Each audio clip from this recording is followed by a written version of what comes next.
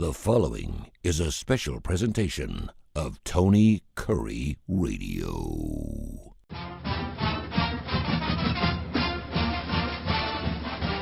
Welcome back to the UAB Athletics. What do we call it? The Athletics Chair or Director's Chair? We should call it the Athletics Chair because you are the UAB Athletic Director. We call it the Director's Chair. You know, obviously a movie takeoff there. A show we do every single week. You can hear it 5 days a week right here on Tony Curry Radio. Is doing extremely well, and of course, also wherever you get your favorite podcast. And we try to be topical here. We're recording this show here on a Thursday, which of course is the 20th, and is a very special Thursday because March Madness gets underway. We had our playing games. I had to wear my Muskie shirt today, so I had a really good night last night because my Muskies knock off Texas and SEC squad. Of course, my UAB Blazers get it done against St. Joe's, squad that I know very well out of the A-10 because it's where our team used to be.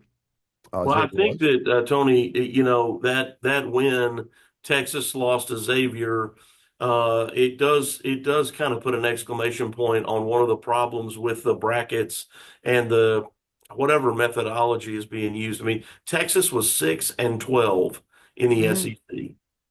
How do you get into the NCAA tournament? You're 6-12 in your own league. I don't get that. And you play in the hardest league, and you know the answer to that. You play in the hardest league that there is, and I was surprised. I thought they were going to get 12 in. I was pleasantly surprised they got 14 in. It kind of blew me away.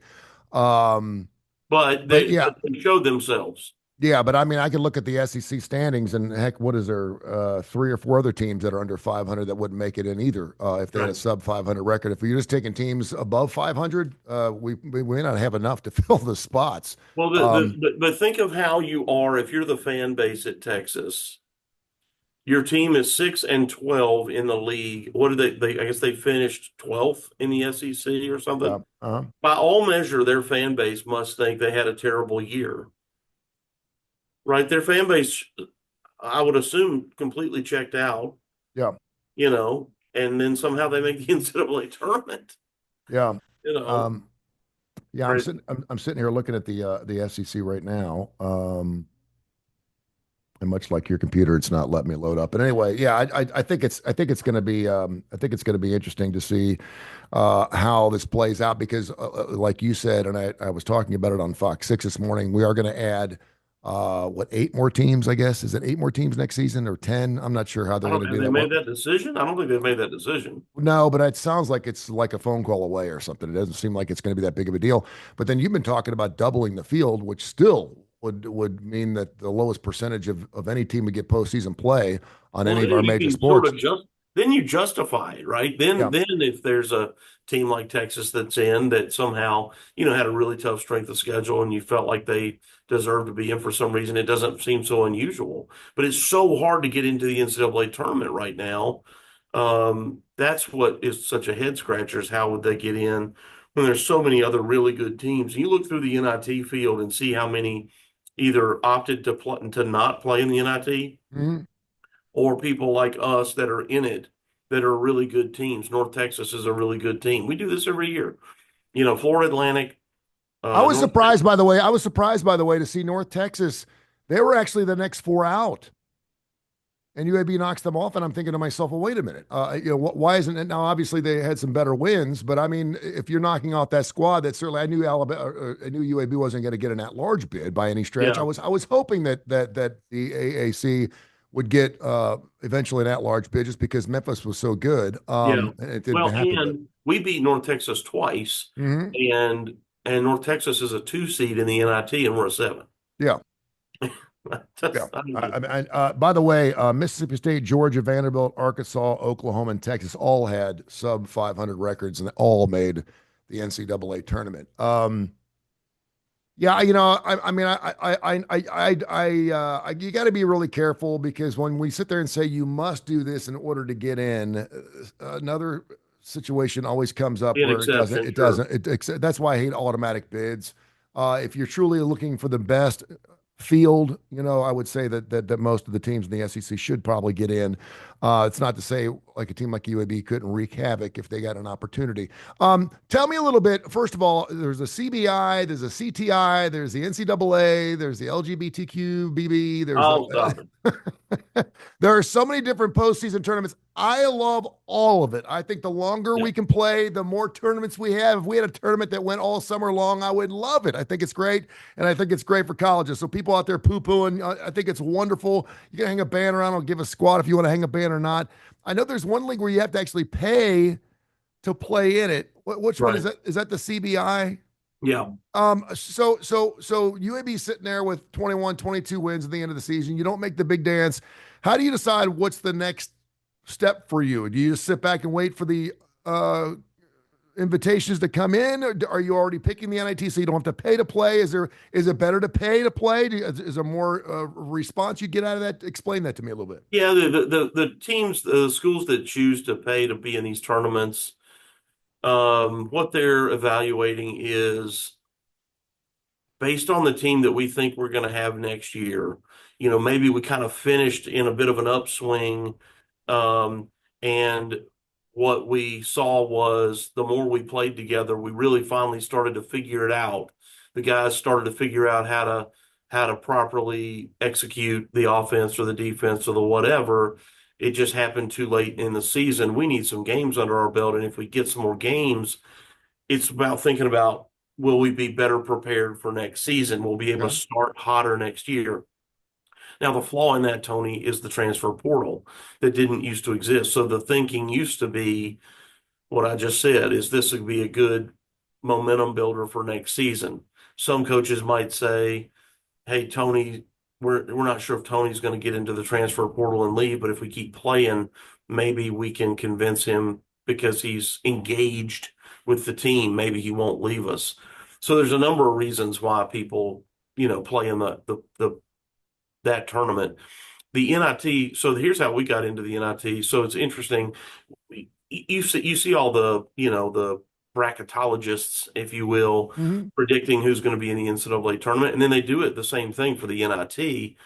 So we're down in Fort Worth, and we win Friday night, and we're not, we beat East Carolina, and but the whole bracketology system does not show us in the NIT. It only shows North Texas as a candidate for the NIT, um, assuming that they, lose and not win the whole championship. So then we beat North Texas on Saturday, and we kind of thought, okay, North Texas was the only team that was being shown as a possible from our conference, the Yeah. only team in our league that was going to get into the NIT. But we just beat them a second time. Maybe that changes things. When we go to bed Saturday night, getting ready to play Memphis, we still weren't shown as a possible NIT team. Well, Sunday morning at 10 a.m., there's you have this opt-out deadline. We have to fill out some paperwork like back in February Mm-hmm. saying if we could be in the NIT, we would play in the NIT. So I don't want to say you forget about it. That's not really it. It's just kind of this formality thing that you you fill it out and you do kind of forget about it. Yeah. But that the way the NIT sees it is, hey man, you filled that out, so you would play. So well, we're about to play Memphis, right? So the last thing we're thinking about is opting out of anything. We're down in Texas, we're taking care of business.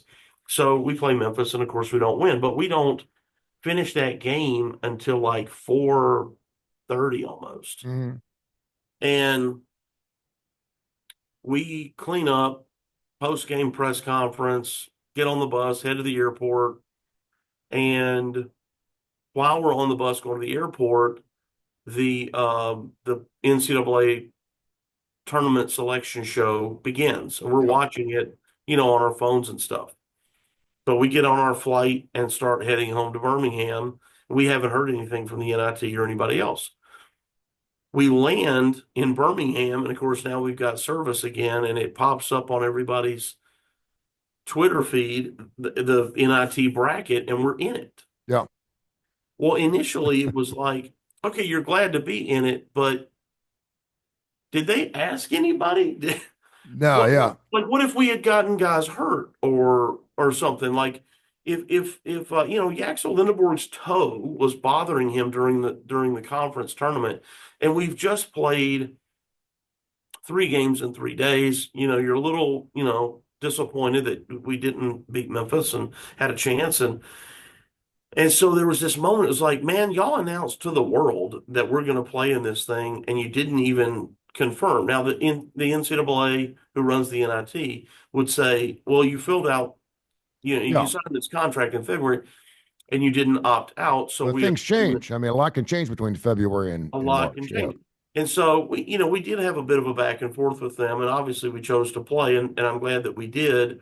But something that's new, Tony, that never used to be a thing is, and I've been saying opting out. Like 10 years ago, a football player would not have opted out of a bowl game, but now they do. Mhm. And that would be unheard of, unthinkable before the college football playoff. But now it's a thing that people do. In fact, I think it's kind of in vogue for some of these guys. They think it creates some kind of status for them, like Yeah. I'm so good, I'm going to be drafted. I don't want to get hurt, and so they don't. Unfortunately, if they decide not to play, it doesn't hurt them at the next level, and it's until Right. it's just still a start does.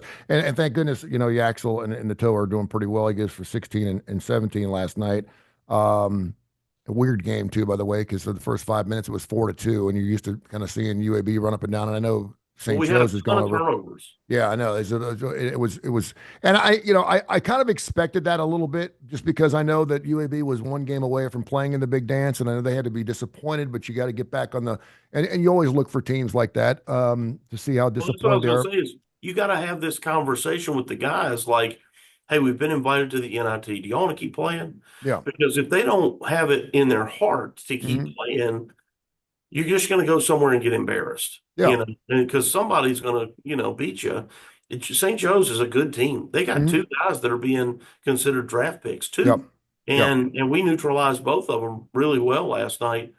But you just don't want to go halfway into it like, all right, man. You go like, hey man, go. And that first game, Andy said it in his post game presser last night. He said that first game is sort of the hardest one because you're coming off, in our case, that loss to Memphis, and you thought you were going to get into the big dance and you didn't. So you are a little dejected. And if you're not careful, you get beat. But once you win a game and you win a couple of games, you can kind of get into the, hey, let's go hmm win this thing, Yeah, let's go win this thing. Yeah.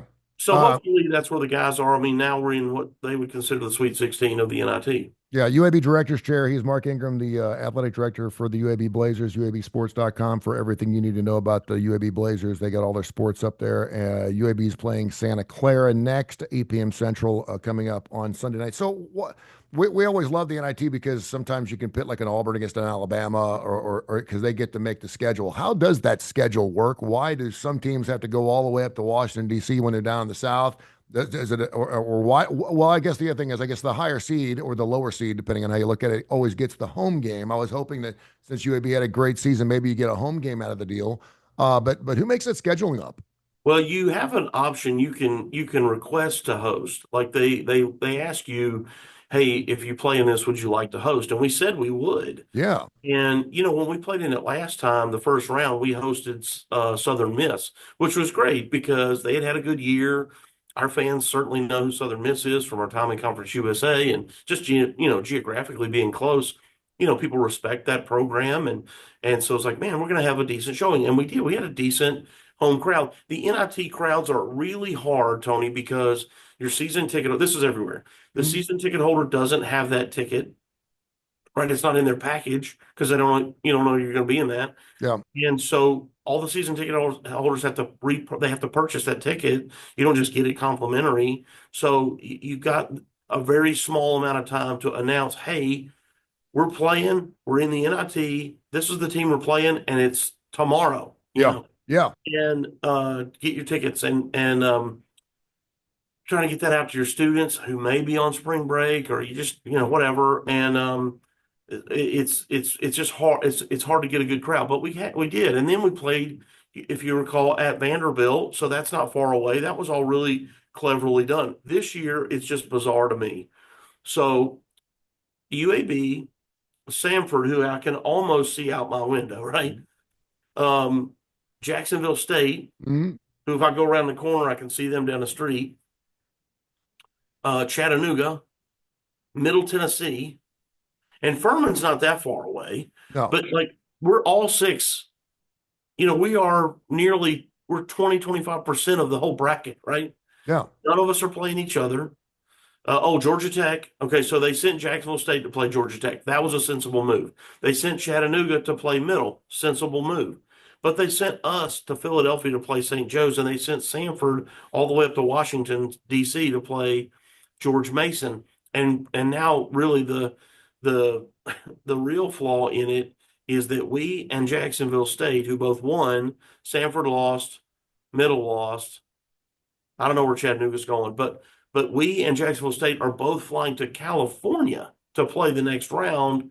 Like, what an awesome game would that be here? Now, if we're both fortunate enough to win, we will play at Jacksonville State, which There will you be go. There you go. that'll be great. Well, and as a fan standpoint, I know you got to look at the bottom line, but I think it's exciting. When I see UAB and St. Joe's, what a great matchup. I I follow love St. the Joe's, matchup. and It's I not do bad. too. And I realize that because I'd much rather see you play someone that I know really well instead of an MTSU or something like that. And I understand where you're coming from because if your fans travel like they would with those 7 teams, then you're going to have a fuller house and it's going to be more competitive. And of course, it's going Yeah. to be better for everyone in the NIT.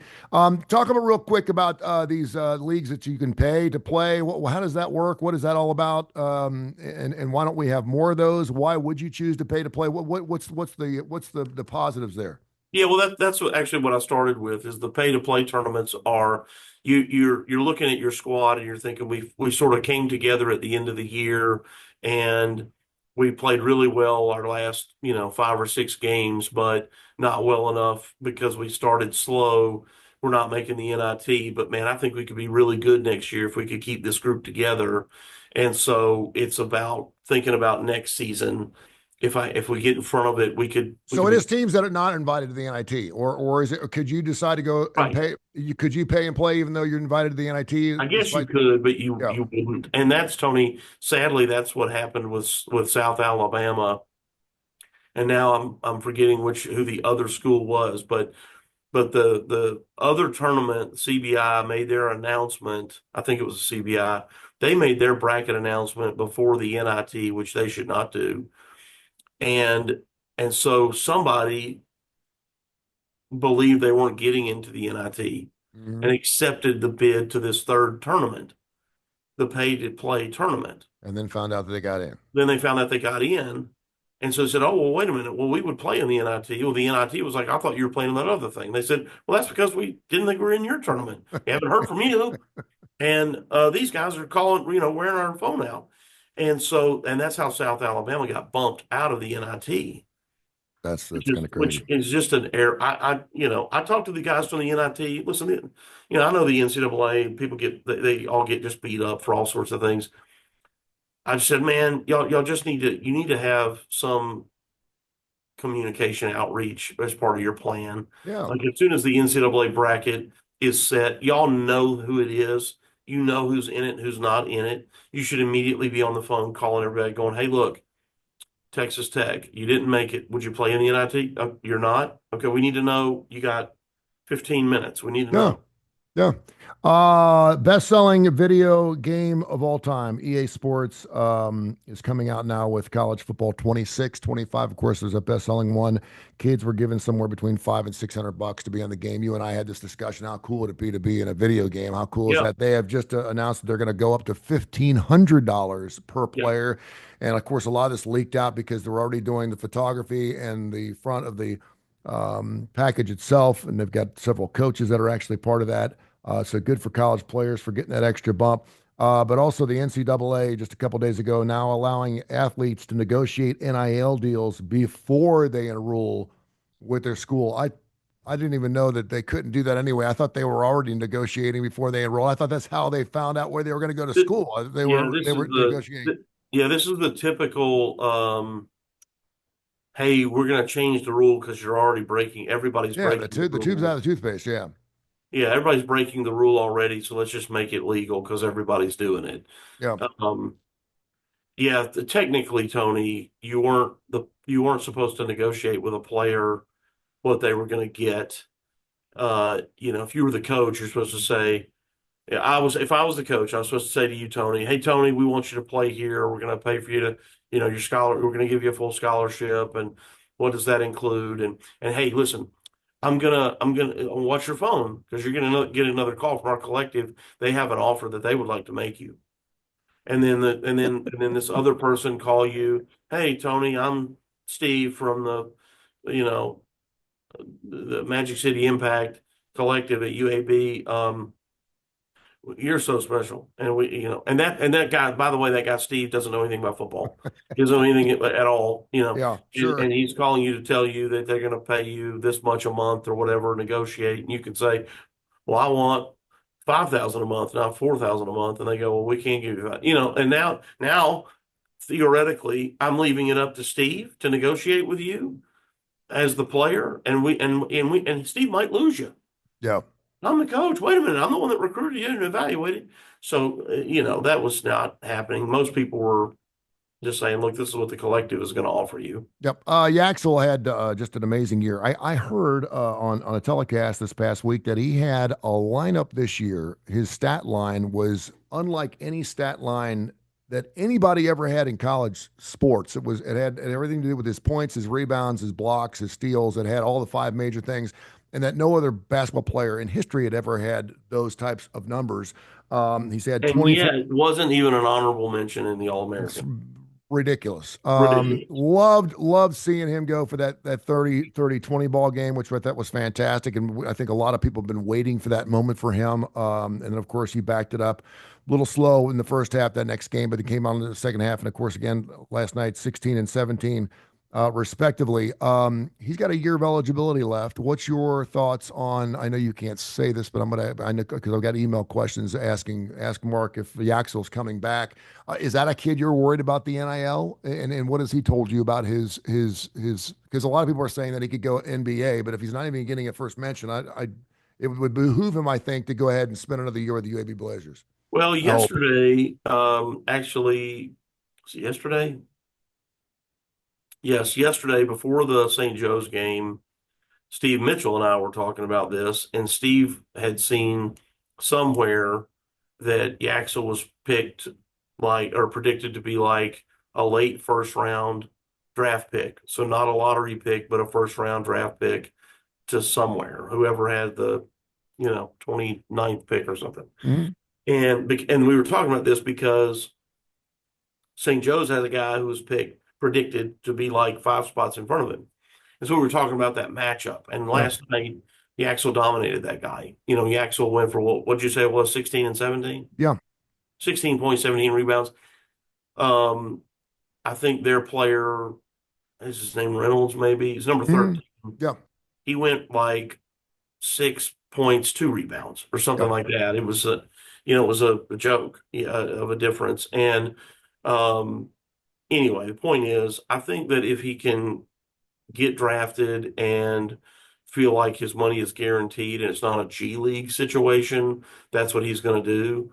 Um, if not, then there's going to be a ton of places trying to get him and pay him like money we can't even consider. Sure.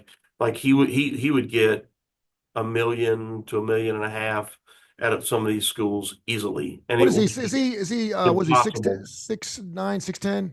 He's 6'10", but his wingspan is like Yeah, 7'2", 7'2". Yeah. something like that. And he's got an incredible knack for the angle of the shot and where the ball is going to be. It's really remarkable. And I know Coach Kennedy is talking about this because it obviously behooves him for Yaxel to stay another year. But to me, there's a big difference between going, 28th in the first round and going sixth. Oh, sure. And we saw some flashes of greatness from him, Yeah.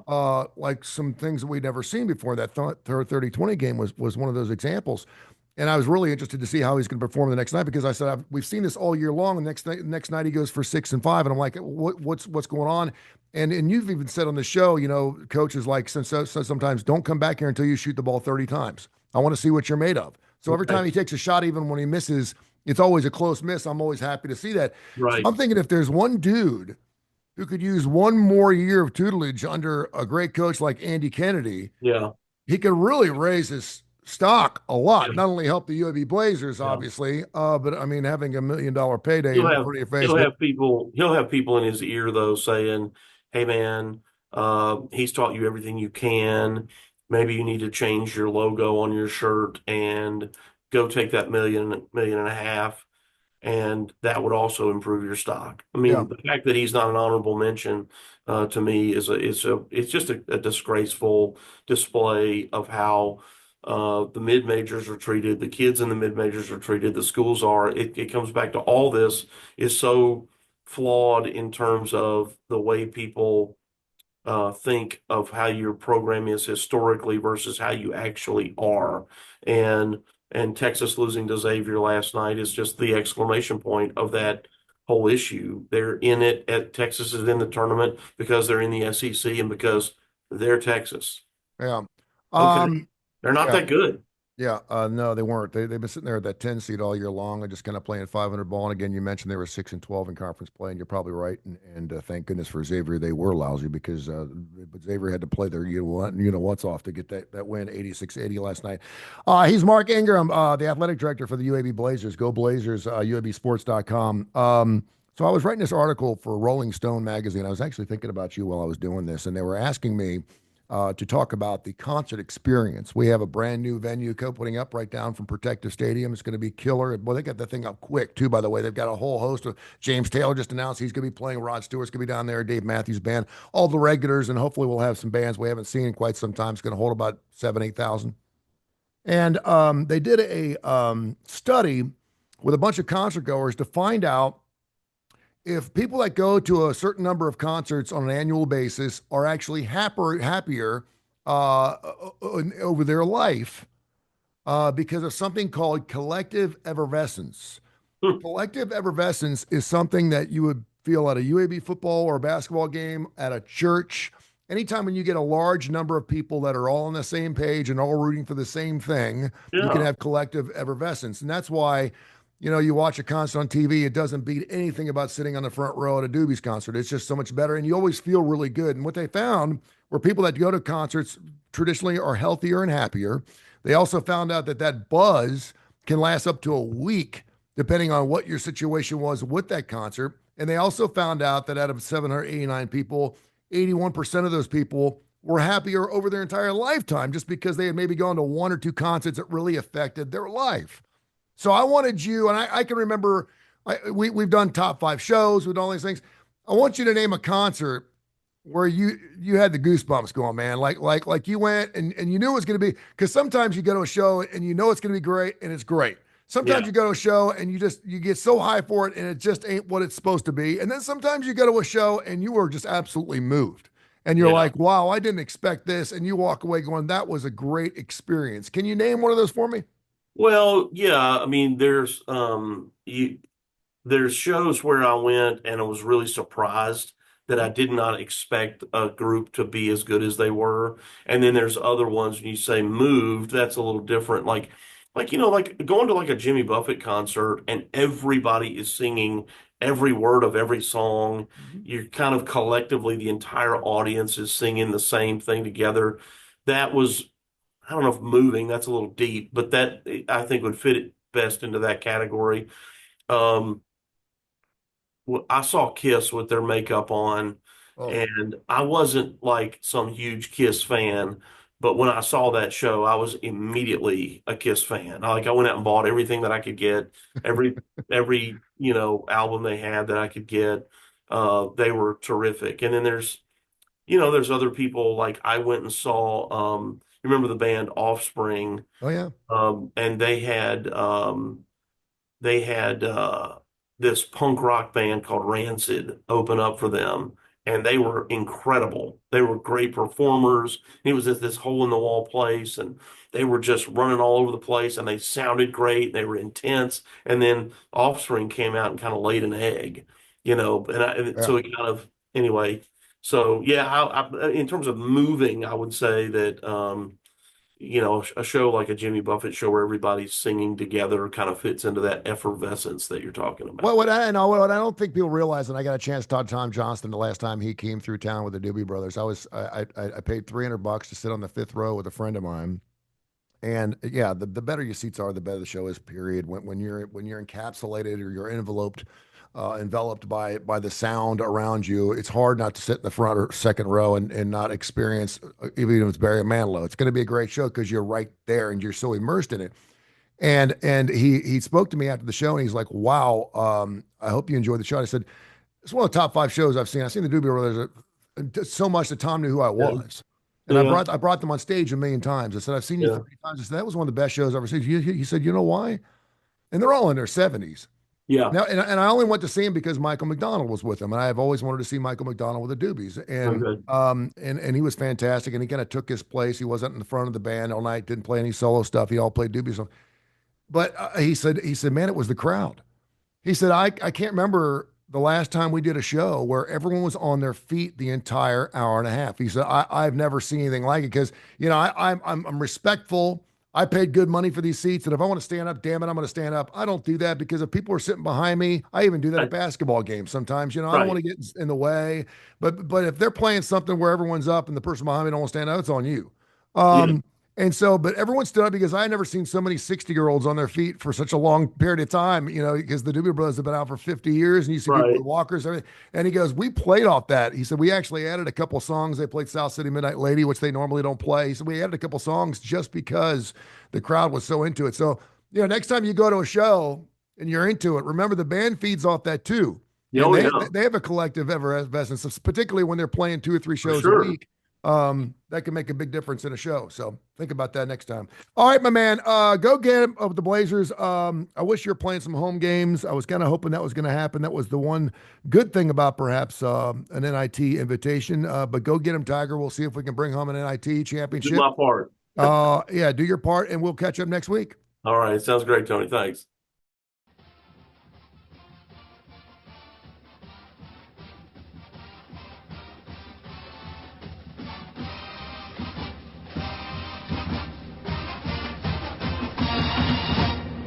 This has been a special presentation of Tony Curry Radio.